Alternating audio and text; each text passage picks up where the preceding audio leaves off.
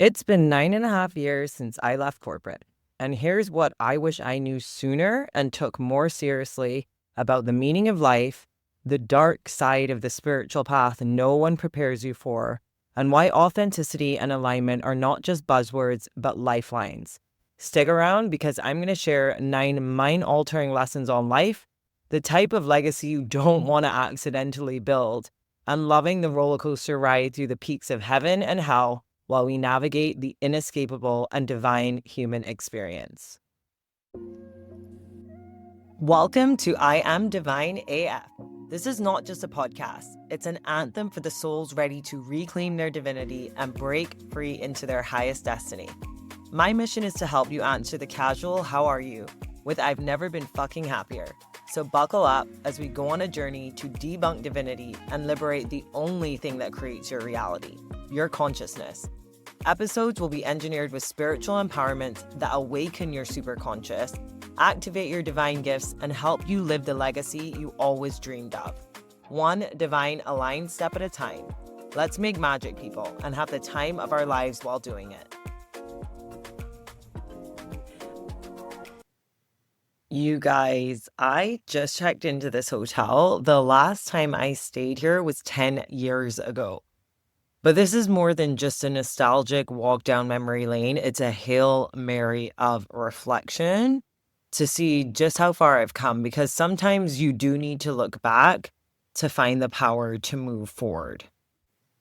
To give some context, 10 years ago, the reason I had to go to Bali and check into this hotel for 48 hours was because I had to reset my visa. I had gotten home from burying the love of my life, my grandfather at the time, and I always joke because I told my ex-husband when I married him, "You're the second greatest love of my life." But basically, I got home from the funeral in Barbados, home to Australia, that is, and got the kind of letter that no one wants to get. I got an immigration letter giving me 28 days notice to get out of the country. And this was at a time when I had just received the Pacesetter Award with American Express Centurion, meaning I was the best performer in the continent. And I thought that was a real turning point of my life where everything would open up to me because I had worked so hard to get to that point. And they can groom you into bigger and better experiences and opportunities. And I mean, I was set up in Australia. I was volunteering in a nursing home until the lady that I was visiting, Peggy, passed away. I worked in suicide prevention for the better part of 3 years, and the list goes on. But little did I know the rug was going to be motherfucking pulled out from under me. And when it rains, it pours. If that was a person, if when it rains, it pours was a person, yeah, grab your raincoat, G, because that was me. And the timing could not have been worse when I got this letter. I wasn't really functional. I had insomnia. The last thing I was thinking about was checking the letterbox. So I kind of checked it a little bit late, and under the advisement of a lawyer, I was recommended to leave the country and come back in on a tourist visa. So that's what I did. And I say this because you can make a plan, but watch God laugh. Watch him laugh, because chaos doesn't come at convenient times. And so when your life is in chaos, you might be in a cleansing, you might be in a clearing, you might be in a up level, and you have to step back and take stock of what is going on, not just to acknowledge it, but to truly honor and appreciate the meaning and the purpose of why it is happening. Deep inside of me, I knew I was living a life that I was not only sick of, but sick from. And I always had these experiences and these traumas that would snap me into a perspective that woke me up to my inner truth. And that voice that used to nudge and whisper would shout at me, "You're not living your destiny. You're not living your destiny. You're not living your destiny." But it's easy to ignore that voice because in the illusion of security and stability, we belittle the dreams that we are destined to live out. So if you're feeling like life is giving you a couple of nudges, shit is hitting the fan, and you are not sure what to do next, just know that you're not being broken, you are being built. And I saw a lawyer. Basically, I didn't realize how much I had gone through and survived until he asked me, you know, why the immigration gave me that letter. And that's another episode for another time. But basically, I started breaking down, and it was only when I broke down in the lawyer's office that I truly realized what I had been surviving and masking. And trauma has a funny way of coming out at the most inconvenient times, right? Because you can carry so much for so long, but fractures will eventually break. And, I broke down and broke open to the next evolution of what would become my destiny. So he advised me, instead of overstaying, because at this point I had like 6 days left in the country, he said, fly out of the country and fly back in. And that will give you some time to basically pack up your life and start all over again. So I had lost my grandfather, I had lost my husband, I had lost my job, I had lost my hope in humanity at that point. I mean, there was nothing that I felt like I had. But I came over to Bali, and it was interesting because that 2 days happened to be right on my birthday. And I came and stayed in the exact hotel that I'm sitting in now, because life has been roller coastering through this eclipse season. There are astronomical events going on that have not happened in 200 years. The energy of humanity is being upgraded. The Schumann resonance that measures the Earth's heartbeat has been hitting historical numbers. And if you are aware, you are in complete understanding that shit's going down. We are on a celestial shakedown, a cosmic combat. We are on a battlefield that is revealing a lot of hard truths about who we have been and who we have the power to become. So listen up, because in the last 10 odd years, I've learned a couple of lessons, and I want to spend some time breaking those lessons down for you. So I'm going to give you 9 lessons over the course of this episode that I'm going to touch on very briefly. And then what I'm going to do is I'm going to see which ones we want to go deeper on. And if there's stuff that I ever mention during these episodes that you want me to elaborate on, drop a comment, engage, suggest a topic, ask me questions. We're here to engage because we're in this together. And I'm just all about building a community of people who are there to thrive with each other instead of competing, comparing, and being in the delusion that somehow being divisional is going to make us more empowered. The only thing that does is feed our ego and starve our soul, and that doesn't end up good for anyone. So that's what you're into. If you're into winning at the expense of everyone else, if you're into chasing the money and the dollars you're in the wrong place. This is not the place for you. Of course, we're going to have exponential prosperity, but it's going to be anchored in our divinity. And it's a very different mode of experiencing the fulfillment of life when it comes from peaceful invigoration, when it comes from virtue, when it comes from expansion, and you stepping into greater and greater capacities to not just create the life of your dreams, but be able to maintain the living of it with joy and fruition and exhilaration, because you have expanded yourself into the capacity of indulging in those things while you are living them out. You're not always chasing the next goal. You're not always, missing out the miracles that are hiding in the tiniest spaces and places of your life. So let's dive soul first into the details. All right. So lesson number 1. The vision pulls until the pain pushes. And this quote, it's so funny because I had a mentor back in 2023, and she held an event in Palm Beach. And one of the speakers that she had at the event actually said, the pain pushes until the vision pulls. But I actually, over a year in my existential inquisition, where I kind of disappeared from the world to go dive into myself and into God and into existentialism and finally discover what the meaning of life is, I really realized that the vision's always been pulling at us, because in our purest essence of who we are, desire is a part of our energetic fabric. And so when we have our desires, we have a higher version of ourselves on another timeline that has that desire fulfilled, because a part of our blueprint knows what we are going to achieve in this life. And so that desire pulls at you, and it tempts you, and it teases you into exploring it, into being curious, into taking some action, into growing into what it means to live it out. Life is the learning curve. For the majority of the time, life is sailing the learning curve, riding the wave, whatever metaphor you want to use to make it feel a little bit more exciting and enticing. It is getting your hands dirty and going all in and discovering what you're made of.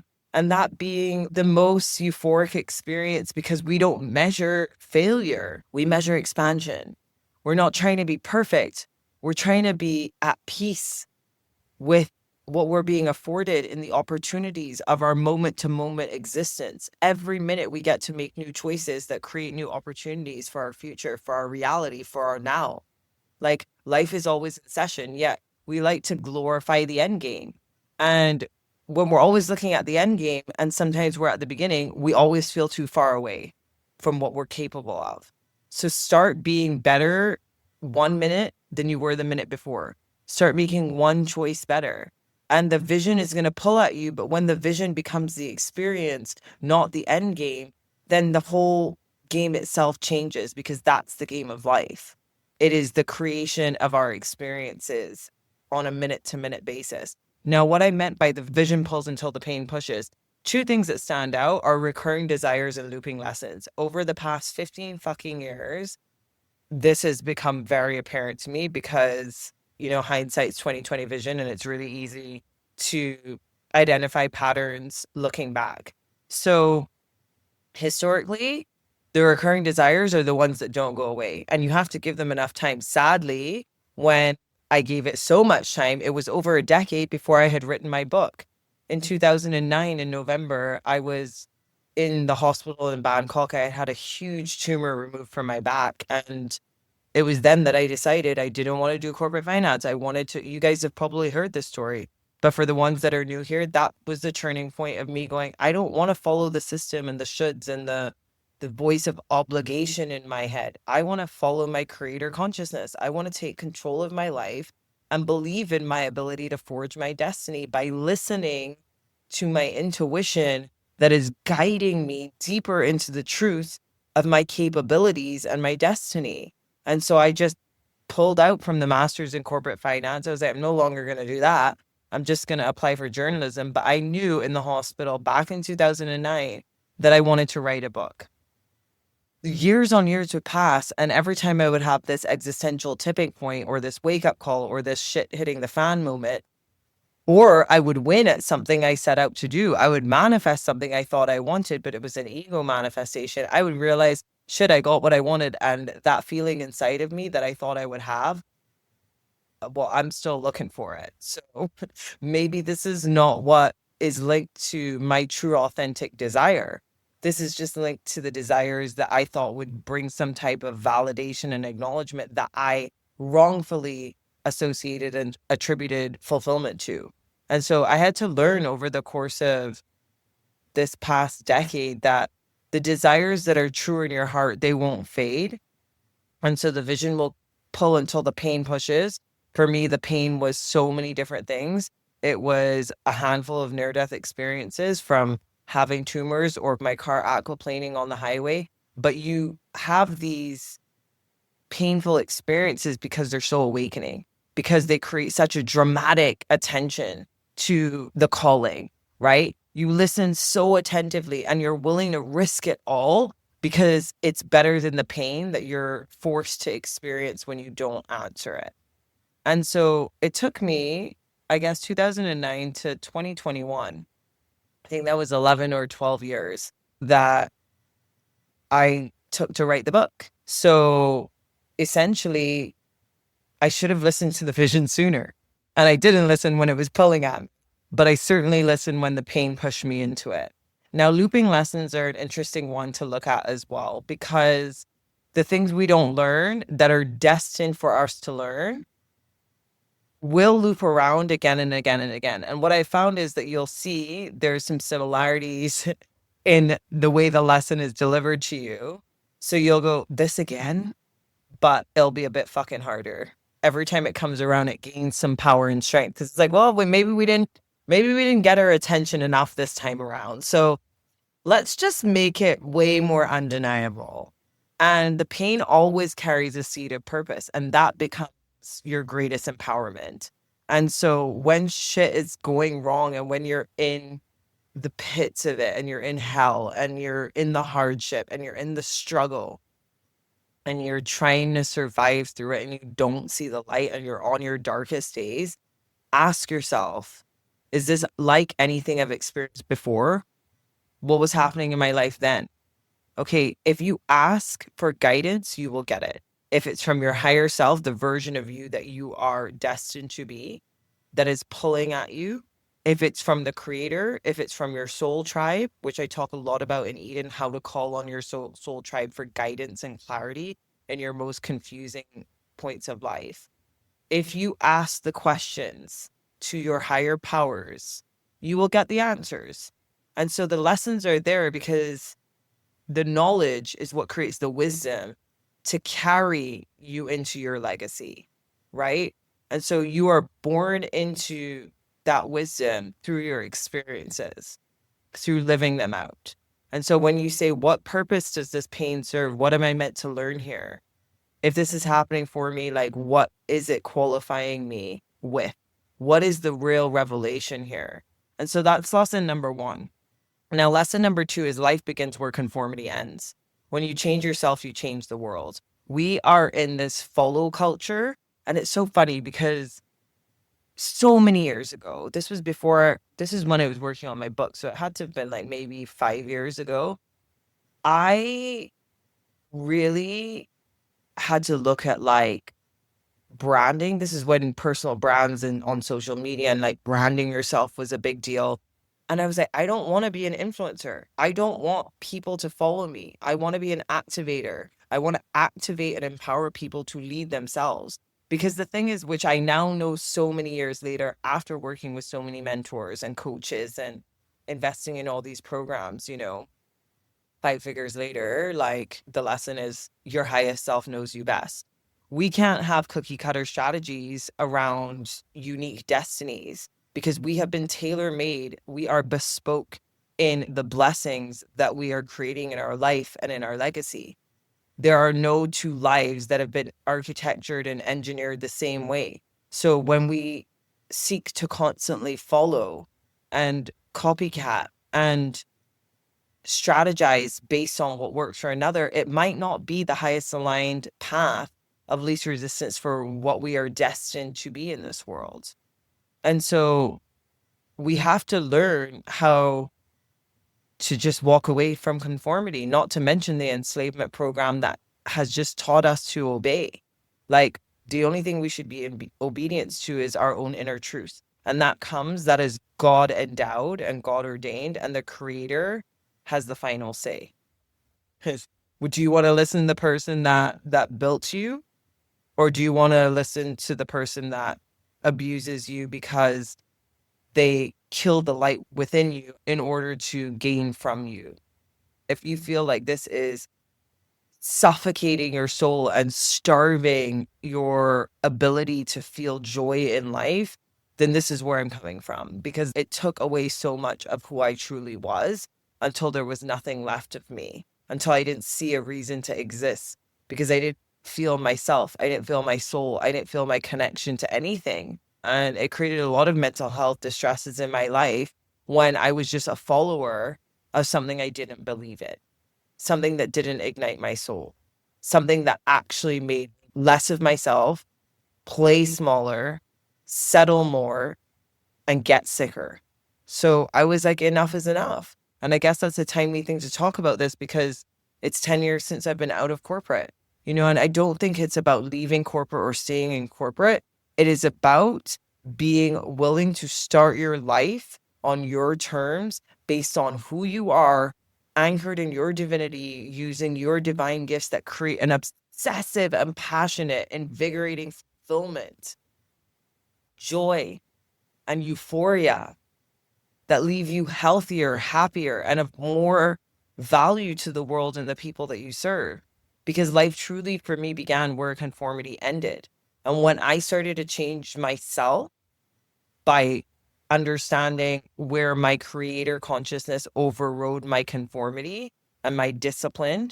I moved from devotion instead of discipline. Discipline is the mind and doing what you think you should do. Devotion is moving from the heart and doing what you desire to do, to be who you desire to be, to have what you are destined to have. And so that was a huge lesson for me, because you feel like you're doing something wrong and there's a lot of pressure to be perfect. Oh my God, the perfectionist complex. This is where I started to value expansion over perfection. And I talk about that a lot in Eden. Eden is my online members club. There'll be a link to it if you want to find it. Check the show notes, because I don't want to pitch Eden. I just want to mention it because this is one of the biggest foundational pillars about liberating my potential and my infinite power, was actually not moving from trying to be perfect. It was moving from expansion. So lesson number 3, money can't buy your most powerful assets. Whew, this was a big one to learn. This was such a huge turning point, because we live in an energetic universe. We're made in the image of God with creator capabilities that come from mastering our energetic abilities as manifestors, as creators, as divine orchestrators, and engineers of reality. And so we have that power because we were made in the image of God, who had the greatest power of all. There is a saying, my father and I are one, but my father is greater than I, because we share the same divinity. We share the same essence and creatorship. That's why we're in co-creatorship with the divine. But the divine can do way more than we could do, because it has no limit.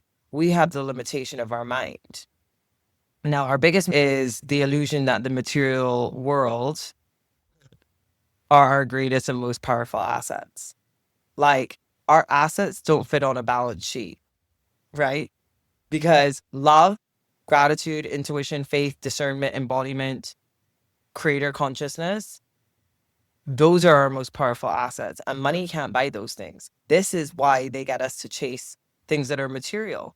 And when we chase them and we don't feel the way we thought we would feel, we start to question if money is everything. Money is a tool, and money is incredible. Abundance creates the affordability to scale into greater versions of our truth and our impact and our service and our connection to others and what we get to do in this life. But it's not the goal. And it can't buy you happiness. Of course, it can buy you experiences. But if in your heart and soul you're not in fulfillment with your life, who you're being, it doesn't matter if you have all the luxuries. You still wake up with the same noise, right? It doesn't matter if you have your addictions, because you still wake up numb instead of nourished in your soul. Your ego can be a very numbing experience because of the intricacies of how the ego creates perceptions of life that make you constantly feel inadequate and at a disadvantage. The soul will never make you feel like that. The soul is limitless in its being. It thrives on connection. So we feel the heaviness of the ego and the lightheartedness of the soul. So when you're feeling heavy, when you're feeling in fear, when you're feeling in shame, doubt, guilt, regret, a lot of that comes from judgment. And judgment is a flagship of the ego, because it comes from comparing. It comes from seeking external validation. The soul needs no validation. It is whole.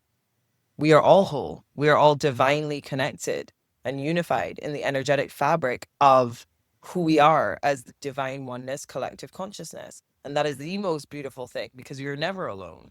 Now, it segues beautifully into lesson number 4. Learn to feel safe in your power. Jesus, when this clicked for me, when this clicked for me, it clicked for me. Every time I would get into a really good rhythm and a momentum and I was like killing it, it just felt like, I don't know if I would call it self-sabotage, but it felt like something came, and we do get under spiritual attack when we are doing things at the light that have the power to threaten the very stability of the structures that do not thrive in the light. Now, we're not taught to feel safe in our power because we haven't been taught about our powers. So when we start to use our powers, it is unfamiliar. And there's a duality here that exists from the human sense of this goes against what I've been conditioned to believe is safe. So we have to go against the illusions of our programming. And so when we've been hardwired to be in survival and to value things that create safety, we feel like we're under threat. So there's the programming side of this, and there's the very neurological and psychological side of it where we move into fight or flight, or we move into the survival response of the brain. Because when we're powerful, we don't feel safe because we haven't been taught that that's a safe place to exist. So much of entrepreneurship feels so intense in the beginning as well, because you're breaking out of programming, which I call the enslavement programming, into a program of liberation, because you're moving from vision, you're moving from true desire. Not all entrepreneurs, but the spiritually activated ones, shout out to you guys. And when we experience our power, because it's not familiar to us, what isn't familiar doesn't feel safe. Because what is often comfortable and familiar is where we feel safest, when we're with our tribe, when we're doing what we've always done. So when we're breaking into new modes of our truth, of our self, of our capabilities, of our limitlessness, of our spiritual powers, when we're in our intuition, when we are moving from faith, when we're using and leveraging language in a different way, language is a superpower. When we start manifesting illogical things, that we don't move from logic and reason, but we move from emotion and intuition. When we start collapsing timelines, when we start doing things differently, and we tap into the power that we have always had and will always have, and each one of us has it, it feels like, whoa, you know? And when we don't feel safe, a lot of shit happens in our life, right? Learning to feel safe in all circumstances is when I was able to sustain momentum the most.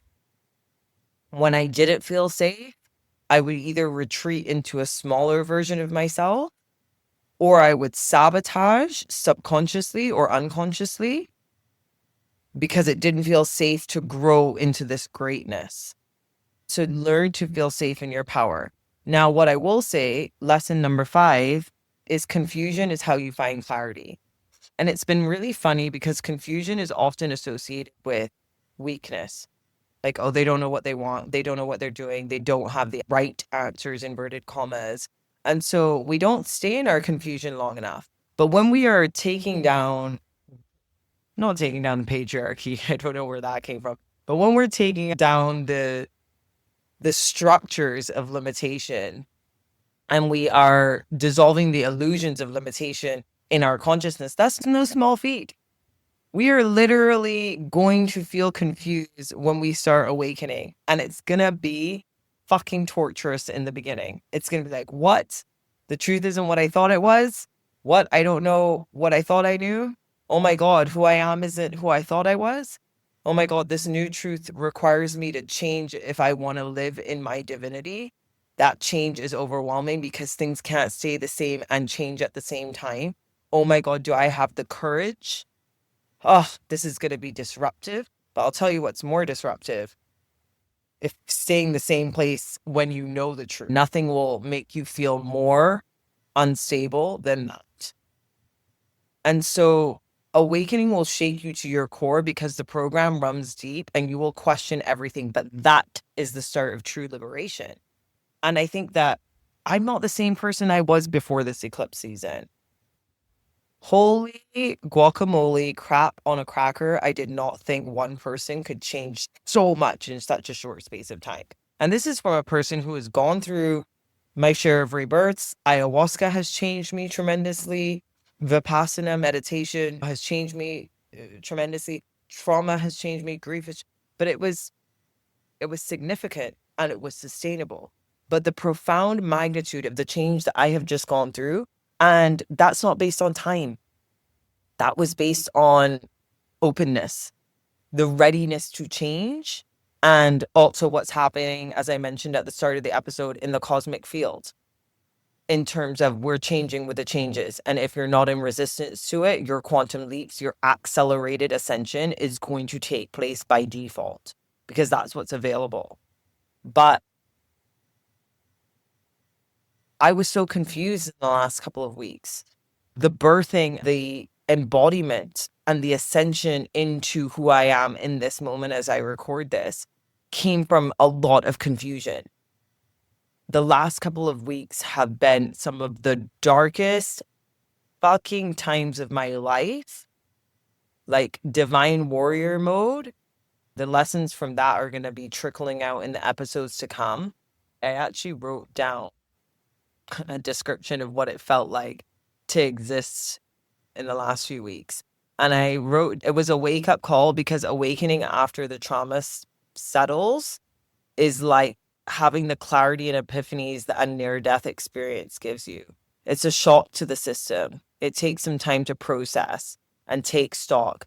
All in all, it leads to profound shifts in the trajectory of who you are. It almost feels like having 9 surgeries in 3 days. Everything just felt back to back to back, at times torturously unending and debilitating, numbing, so painful. And then the tipping point comes, only to have you give more, fight harder, and finally arrive at great relief and glorious gratitude. I am still fragile, but I can see the meaning and the powerful magic that the experience has divinely endowed me with. What a ride. What a ride. I've never felt more psychotic, schizophrenic, confused, delirious, weak.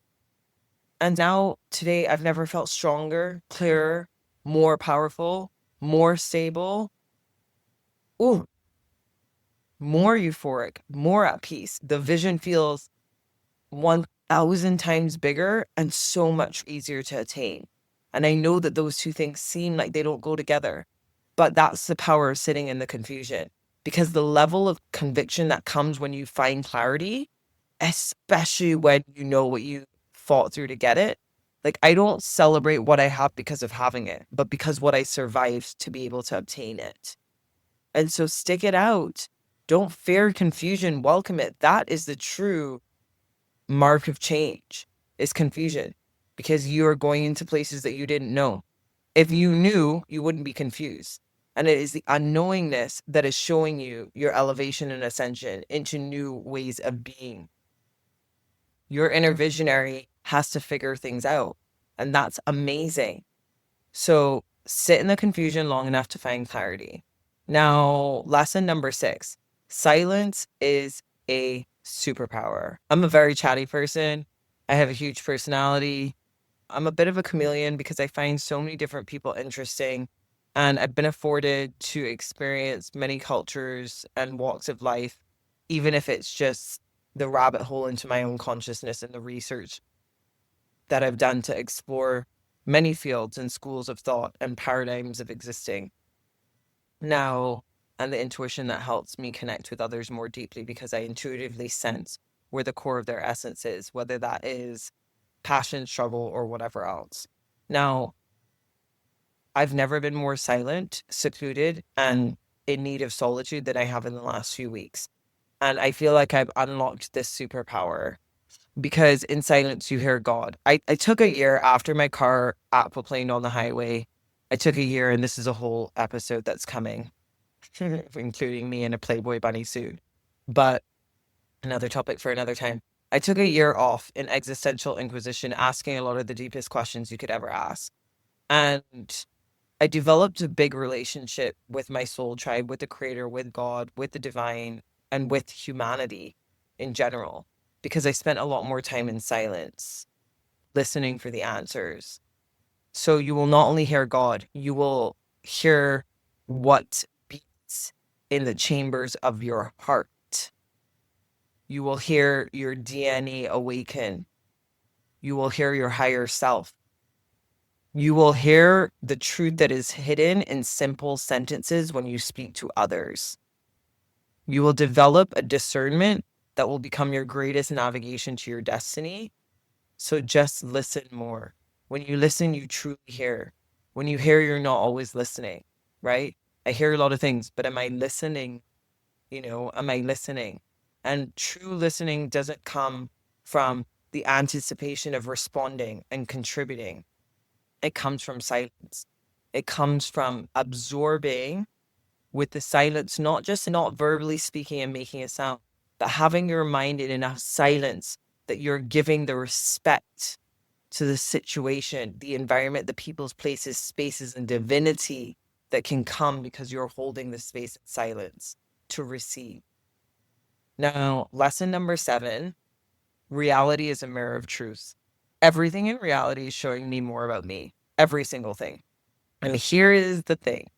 You learn a lot. I've been under spiritual attack, right? A few times, but nothing like the last few weeks, as I've mentioned. And we'll talk about that in other episodes as well. How to identify spiritual attacks, how to dine with your demons and dance with them. But what I did realize is also there are spiritual attacks where there are dark forces and things that are not from you, and they're attacking you because of your light and because of your power. Now, there are also people like to talk about their demons, but reality, it's so funny because when you think your demons might be external, just make sure that reality isn't showing you the demons within yourself. Because the victory doesn't come from the victim mentality. And when we can take radical accountability for everything in our life, law of correspondence, like it is corresponding as within, so without. That which is external is reflecting my internal state of energetic being. Where I hold myself in my being, I reflect my reality in what I'm seeing. We attract who we are, not what we want. So reality is just mirroring the truth about who I am. And when a person treats me a certain way, is that them? Or is it me giving more power to my darkness and my demons by tolerating that and attracting that because somewhere within myself, I treat myself that way? Or somewhere within myself, I don't honor my light and I lower my standards and I loosen my boundaries. Because demons will come at you in a lot of sabotaging ways. And they will create an ignorance that allows you to romanticize life through rose-colored glasses that justifies the allowance of what we receive in our reality because intrinsically we have not made it a non-negotiable within ourselves and our energy. What that means is I'm not fucking living up to what I should be living up within me, whether that's how I gauge my self-worth and solidify that and cement that into the fabric of who I am, that I cannot attract anything less. If I'm attracting less somewhere within myself, my shadow is taking the wheel. My demons are having the fucking time of their life. And I'm really not in the embodiment of my inner truth. The victory doesn't come from the victim mentality, which means that I can't blame everything that's happening. Reality is a mirror of my truth showing me more of me. And it's showing you more of you. But that's the best part about it. It's showing you what you need to work on. So when you see something happening in a situation, whether that's in your relationships, friendships, business partnerships, intimate relationships, your marriage, your dating, your career, your relationship with yourself and your health, your body, your appearance, you will very quickly see from reality and from listening and from observing yourself, your emotions, your thoughts, really very easily, those things are going to be a telltale of your belief systems, but also of your unconscious shadow. Because I have a theory, and we're going to talk about this, so many things to talk about upcoming on this podcast. I have a theory that really belief systems are shaped from the unconscious because that's the subconscious. And I really wanted to understand, yeah, I can understand a limiting belief or a false belief, but really what actually is forming these limiting and false beliefs? Because breaking them is crazy, but that's where, the programming, 95% who we are comes from that and is controlled by that. And we talk about this in psychology a lot as well. So we'll dive into that. But just know that you can understand who you're being by looking at your reality and what's happening inside of it. Are opportunities coming to fruition? Are things falling apart? Are people greeting you with dismissiveness, or are they seeing your divinity and valuing your worth? Where within you are you energetically compromised in a way that your reality is showing you? Now, what I'll say is that this leads into how to take control of that and be in recalibration and reclaim your power is lesson number 6. Your consciousness creates everything, and everything is in capital letters. Everything. Your consciousness creates everything. So what is your consciousness? We have the unconscious shadow, we have the subconscious belief system, we have the conscious thoughts, and we have the superconscious. Not a lot of people are talking about the superconscious, but that's where the seat of your spiritual intelligence is. That's where your higher self is, your creator consciousness, your God consciousness, your divine gifts, your genius. Develop a relationship with your superconsciousness and activating that through your emotional intelligence and your intuitive intelligence, which, when mastered correctly, will create your behavioral intelligence, what you're doing, who you're being. So just know that we will be doing a lot around consciousness on this podcast, because this is where you take control. This is where you get into your full creator capacity and you start to really play the game and become your own MVP. You're your most valuable player.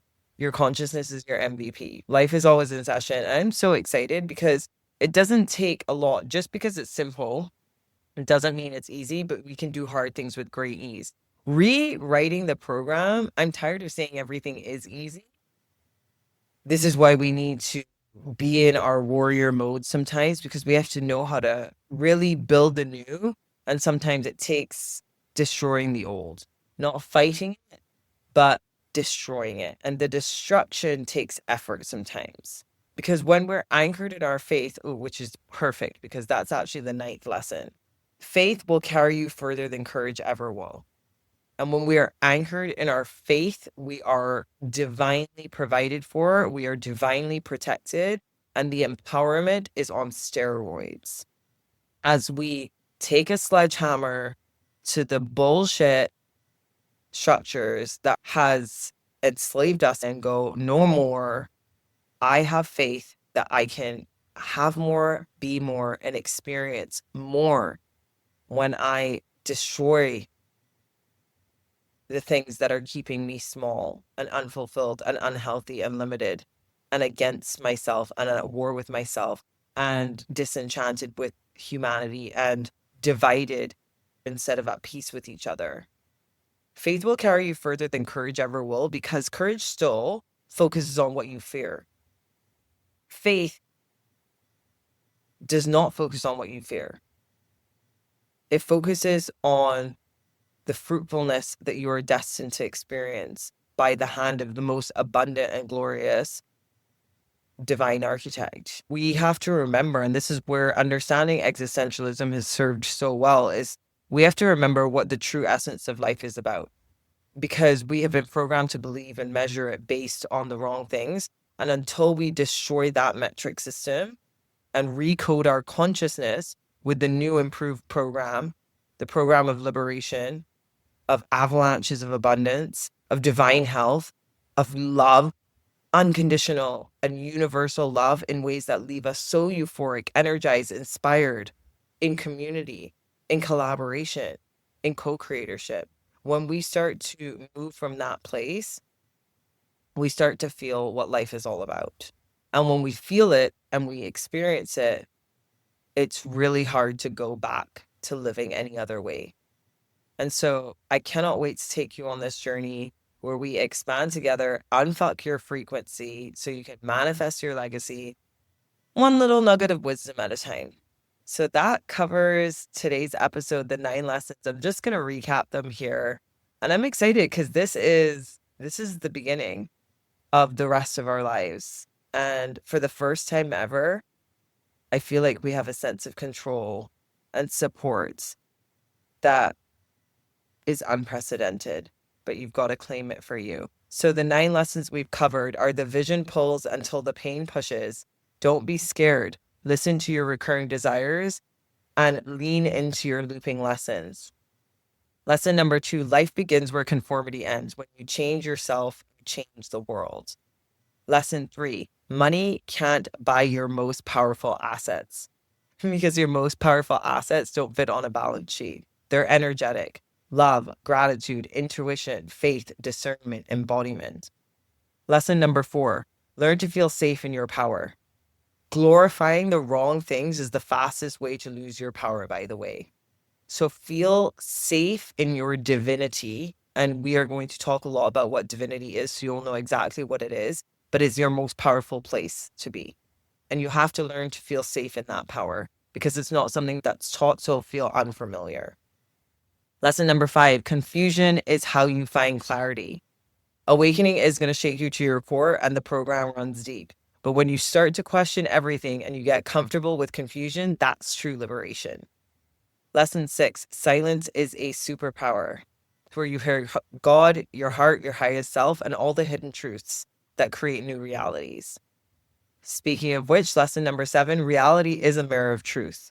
So remember, everything that you're seeing is showing you more about who you are, and it's a gateway into everything that you can become. Lesson number 8, your consciousness creates everything. Value expansion over perfection as we micro tune you into your highest version, your highest self, your highest destiny. And lesson number 9, faith will carry you further than courage ever will. Develop an unwavering faith in the divine. You know you are divinely protected. You know you are divinely provided for, and it will start to happen when you declare it. If you need more guidance, you want to go deeper, if you want more community to discuss these things, to feel like you are part of a tribe that moves from soul, that thrives together, then the link for Eden Members Club is going to be in the show notes. I break down the exact blueprints to expansion, embodiment, and so much more. So I'll catch you soon. It is an honor and a privilege from my heart to yours. I am so beyond grateful that you have tuned in today, and I am excited to be a part of everything that's going to come. Love, light, stay divine, and I'll catch you in the next episode.